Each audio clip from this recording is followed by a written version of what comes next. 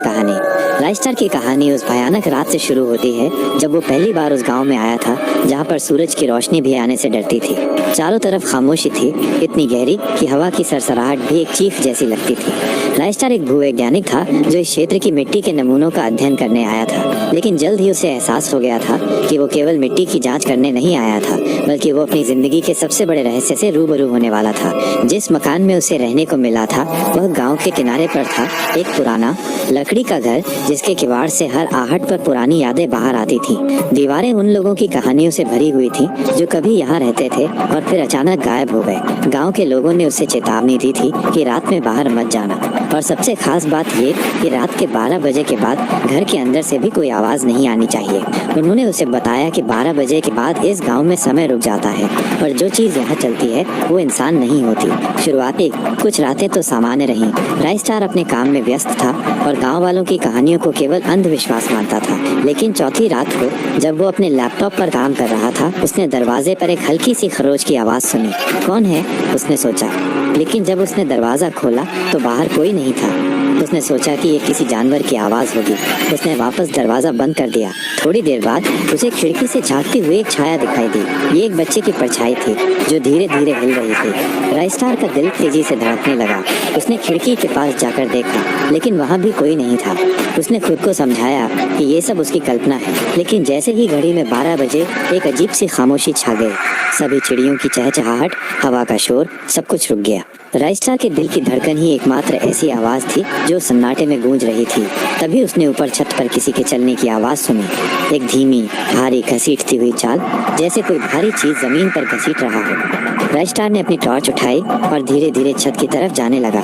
उसकी हिम्मत जवाब दे रही थी, लेकिन जिज्ञासा उसे रोक नहीं पा रही थी। जैसे ही वो ऊपर की सीढ़ियों पर पहुंचा, एक तेज ठंडी हवा का झोंका आया और उसके पीछे का दरवाजा जोर से बंद हो गया। राजस्टार ने मुड़कर देखा, लेकिन वहाँ कुछ भी नहीं था। वह छत पर पहुंचा, वहाँ पर कोई नहीं था।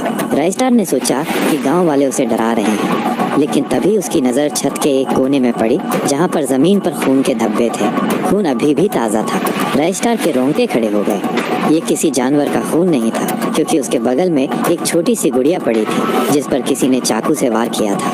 अगले दिन सुबह जब वो गांव में वापस आया तो उसने गांव के सबसे बूढ़े आदमी से बात की। बूढ़े आदमी की आंखें डरावनी लग रही थी, जैसे वो किसी और ही दुनिया में रह रहा हो। उसने राजस्टार से कहा, ये गांव उन बच्चों की कब्र है जिनकी आत्माएं यहाँ घूमती हैं। कई साल पहले यहाँ एक खूनी खेल होता था जहाँ बच्चों को मारकर उनकी आत्माओं को कैद कर दिया जाता था। ये आत्माएं रात में जागती हैं और अपना बदला लेने के लिए घूमती हैं। राजस्टार ने उसकी बातों को फिर भी पूरी तरह सच नहीं माना। वो अपनी रिसर्च पूरी करने के लिए एक और रात वहाँ रुकने का फैसला किया, लेकिन इस बार उसने घर में एक कैमरा लगाया और रात का इंतजार करने लगा। रात के 12 बजते ही फिर वही सन्नाटा छा गया। राजस्टार अपनी कुर्सी पर बैठा था और कैमरे में सब कुछ रिकॉर्ड कर रहा था। तभी उसके कमरे में एक हल्की सी फुसफुसाहट सुनाई दी। तुम यहाँ क्यों हो? आवाज किसी बच्चे की थी, लेकिन वो बहुत डरावनी थी। राजस्टार ने देखा कि आवाज खिड़की से आ रही थी, जहाँ पर वही छाया खड़ी थी जिसे उसने पहले देखा था, लेकिन इस बार वो छाया साफ दिख रही थी। ये एक छोटी बच्ची थी जिसकी आंखें काली थी और चेहरा पूरी तरह से सूखा हुआ था। बच्ची ने अपना हाथ बढ़ाया और राजस्टार के पास आने लगी। राजस्टार डर के मारे अपनी जगह से हिल नहीं पा रहा था। तभी बच्ची ने अपना दूसरा हाथ उठाया और उसके पीछे की तरफ इशारा किया। राजस्टार ने मुड़कर देखा, जहाँ पर कोई नहीं था। वे आ रहे हैं, बच्ची ने कहा, और उसकी आवाज़ एक चीख में बदल गई।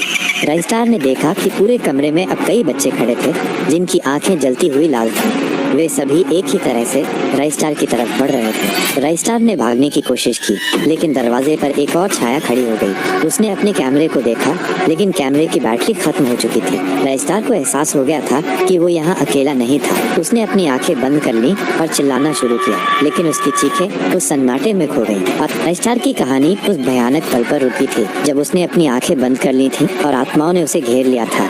वो जानता था कि अब सब कुछ खत्म हो चुका है। उसकी चीखें उस सन्नाटे में खो चुकी थी और वो भी उन अनगिनत लोगों की तरह गायब होने वाला था जिनकी आत्माएं उस घर में कैद थीं। लेकिन ठीक उसी पल जब वो काली छाया उसके सीने में घुसने वाली थी, राजस्टार को अपने बैग में रखी एक चीज याद आई। वो एक छोटा प्राचीन पत्थर था जिसे वो अपने भूवैज्ञानिक रिसर्च के लिए अपने साथ लाया था। गाँव के बूढ़े आदमी ने उसे चेतावनी दी थी कि ये पत्थर सिर्फ यहाँ की मिट्टी में मिलता है और इसमें कुछ अजीब सी शक्ति है। राजस्टार ने सोचा कि शायद ये पत्थर उसे बचा सकता है। उसने हिम्मत करके अपनी आंखें खोली और अपनी जेब से वो पत्थर निकालकर अपनी मुट्ठी मुट्ठी में कसकर पकड़ लिया। जैसे ही उसने पत्थर को पकड़ा, एक तेज नीली रोशनी निकली जिसने पूरे कमरे को जगमगा दिया। रोशनी इतनी तेज थी कि काली छायाएं पीछे हटने लगी, जैसे वे किसी आग से जल रही हों। वे चीख रही थीं, लेकिन उनकी चीखें अब कमजोर और दूर की लग रही थीं। राइस्टार ने देखा कि जिन बच्चों की आंखें लाल थीं, वे अब सामान्य लग रही थीं और उनके चेहरे पर दर्द था। राइस्टार को एहसास हो गया था कि ये बच्चे बुरे नहीं थे, बल्कि उन्हें किसी और चीज ने नियंत्रित किया था। वो चीज जो राइस्टार को नहीं दिख रही थी,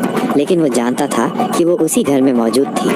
वो भूवैज्ञानिक था और उसने मिट्टी के बारे में बहुत कुछ पढ़ा था। उसने पढ़ा था कि कुछ विशेष प्रकार के पत्थर नकारात्मक ऊर्जा को अवशोषित कर सकते हैं। ये पत्थर भी वही कर रहा था। राइस्टार ने अपनी पूरी ताकत लगाकर उस पत्थर को अपनी मुट्ठी में दबाया और वो नीली रोशनी और तेज हो गई। छायाएं पूरी तरह से गायब हो गईं और घर में सन्नाटा छा गया। राइस्टार हाँफ रहा था और उसके दिल की धड़कन अभी भी तेज थी। उसने जल्दी से बाहर जाने की कोशिश की। वो जानता था कि वो यहाँ सुरक्षित नहीं है और उसे जल्द से जल्द भागना होगा। जब वो दरवाजे पर पहुंचा तो उसने देखा कि दरवाजा खुला था। वो तेजी से बाहर निकला और अपनी कार की तरफ भागा। वो जानता था कि गांव के लोगों को लगेगा कि वो गायब हो गया है, क्योंकि किसी को भी नहीं पता था कि उसके पास ये पत्थर है। वो अपनी कार में बैठा और जल्दी से गांव से निकल गया। उसने पीछे मुड़कर देखा और उसने देखा कि घर के अंदर एक लाल रोशनी चमक रही थी, जैसे वो किसी को देख रही हो। राइस्टार अपनी कहानी को खत्म नहीं होने देना चाहता था। वो जानता था कि उस गांव में एक बड़ा रहस्य छिपा हुआ है और वो इसे दुनिया के सामने लाना चाहता था। उसने अपनी जान बचा ली थी, लेकिन वो हमेशा के लिए बदल चुका था।